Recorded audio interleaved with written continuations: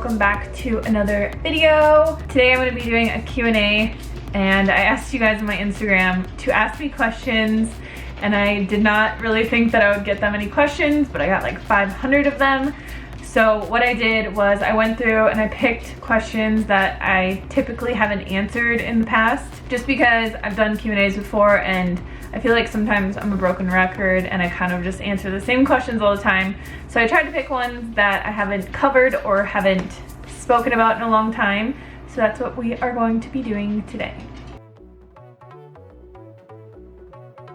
What I use for makeup is all of my makeup is cruelty-free. It did take me a year or two to actually get all of my makeup cruelty-free because before I was vegan, I obviously just used whatever I had. And I don't think it's really economical to just take all your makeup and like throw it in the trash because it's not cruelty-free. Just because like, even if it was tested on animals, it's already happened, you purchased it, you might as well use it. So yeah, all my makeup now is either Pacifica or Tarte. And I do have some, or I did in the past have some Kat Von D stuff, but basically all of my makeup is Tarte. Have a few things that are Pacifica. Those are just the brands that I really like, so I just continue to use those. My tips for makeup would be less is more. Definitely, that's one thing that I've realized through my years of using makeup.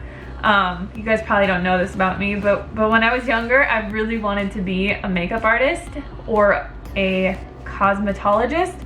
Like I really just wanted to have a salon that I owned where I could do hair and I could do makeup, and my life did not turn out like that. But I really do enjoy doing my makeup and doing my hair. I don't do my makeup a lot, like I'll probably do it once a week, and that's typically if I'm filming a video or we're going out to eat or on a date night or something like that, but I don't wear it a lot. So if you guys want a makeup tutorial, like an updated one, because I haven't done one in a long time, let me know in the comments box below and I can definitely do that for you guys. Quick go-to meals that I have are typically sushi because we normally always have rice cooked in our kitchen. So I'll just roll up, you know, a few sushi rolls with some avocado and cucumber or like whatever I have on hand. And that's a quick meal that I have a lot. Another one would be McDougall products. I have a lot of McDougall products in my house. So like their soups, their oatmeals. If I'm feeling really lazy and I want something savory, I'll just cook up one of their soups, and I typically add like a bunch of extra veggies into it, and then before I pour the hot water into it, I put the veggies in with it, and it just kind of like cooks the veggies. So I put kale or frozen mushrooms or whatever I have on hand. And sandwiches.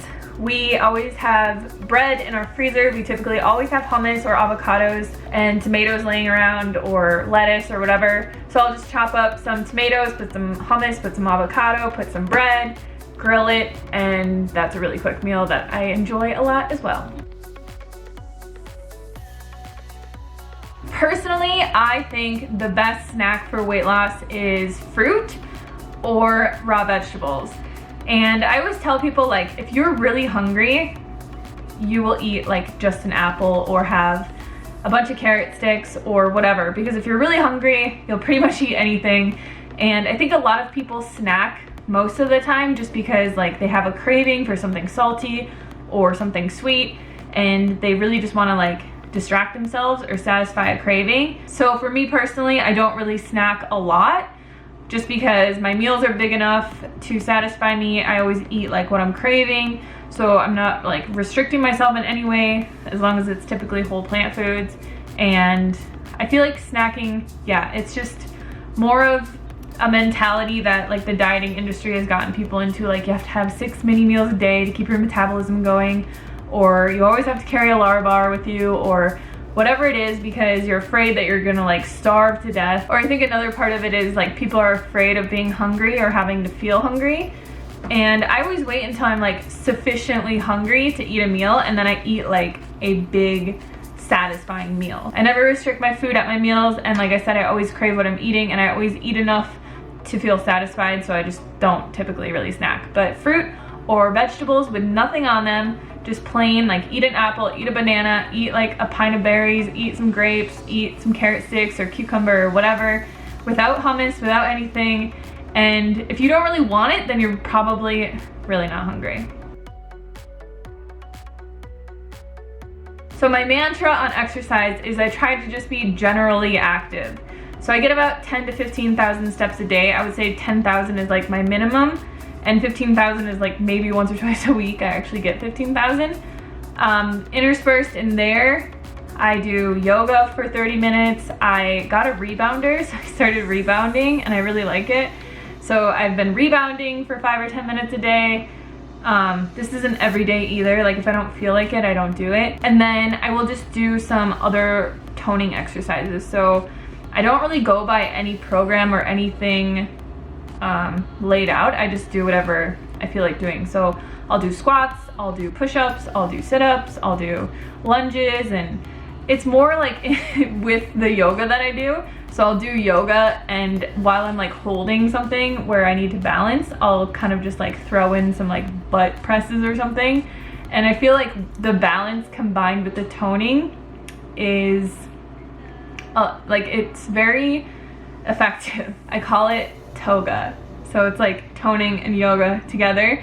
And I will just like, you know, be in the tiny house and just be doing yoga stuff and doing toning stuff, and whatever I feel like my body is craving, that's what I do. So I don't track my macros or calories or anything like that, but I have done it in the past just to get like a rough idea of how many calories I was eating and how much fat I was eating and stuff. And typically my percent fat that I eat per day is 15%, and my macros are like 70, 15, 15, which I mean that can fluctuate day to day, but I would say if I tracked my calories like over a month, that would be my general macros. So I definitely eat overt fats. I did when I was losing weight. I think that they're amazing for your skin, for your body, for your mental health, for your reproductive health, for everything that pertains to being a woman. I think that they're very beneficial, and they obviously taste amazing. So I definitely, if you cut out overt fats like 100% and you're not feeling good, I would definitely recommend bringing them back in.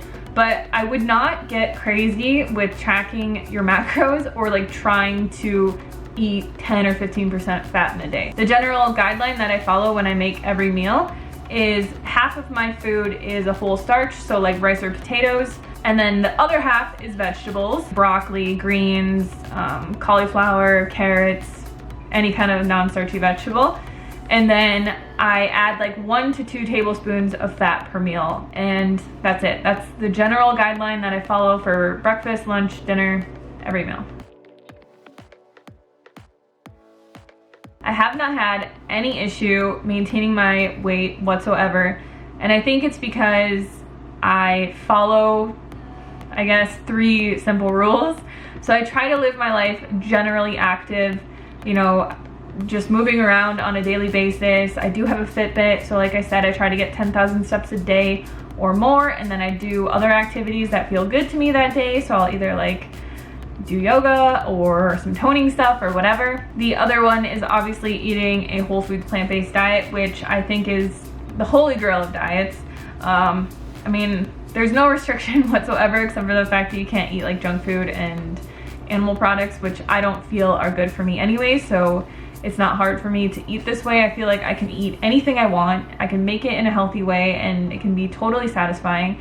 So I definitely do not feel any restriction whatsoever, and that's how I lost all of my weight. And I feel like however you diet to lose weight is however you're gonna have to live the rest of your life. So you wanna find something that's sustainable. And then the last part of that, which took me, I would say, a longer time to get down, but that's just listening to my body. So if I wake up in the morning and, you know, I'm not hungry, I don't eat anything. I wait until I'm hungry to eat something. I stop when I'm full. I don't finish every single plate of food just because that's how much I put on a plate. I always know that I can eat more later if I'm hungrier later.